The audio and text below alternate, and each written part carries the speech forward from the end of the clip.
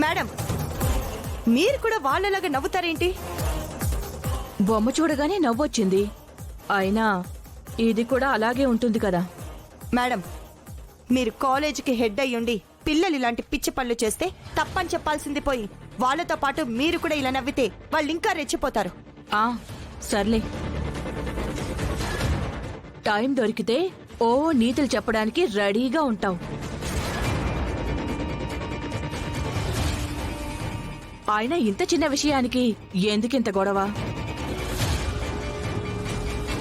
ఇంతలో అవమానించి బొమ్మ గీస్తే చిన్న విషయం అంటావేంటి మమ్మీ?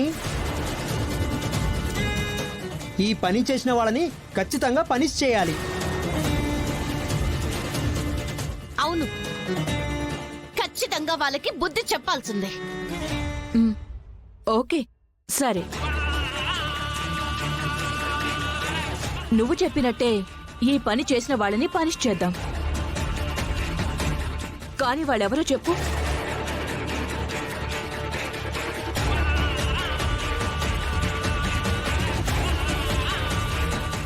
ఎవరిని పనిష్ చేయమంటావో చెప్పు.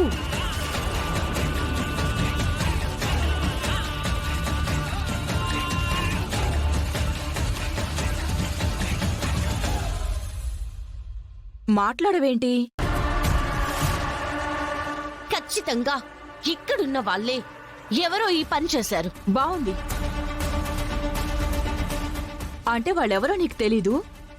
ఇప్పుడు నువ్వు హత్య అయ్యావు కాబట్టి వీళ్ళందరినీ నేను పనిష్ చేయాలా?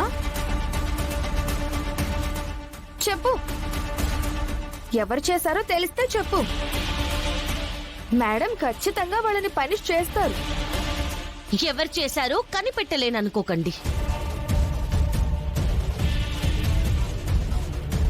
ఖచ్చితంగా వాళ్ళెవరో ఇప్పుడే నిరూపిస్తాను.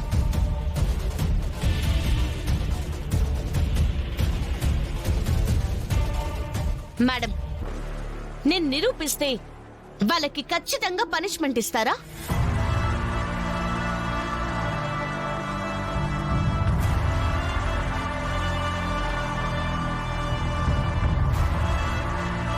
ఇప్పుడు చెప్పండి మేడం, ఈ పని చేసిందెవరో పల్లవి నిరూపిస్తాను అంటుంది. నిరూపిస్తే తన తప్పు ఒప్పుకొని ఆ బోర్డు మీద బొమ్మని ఆ తప్పు చేసిన వాళ్లే తుడవాలి.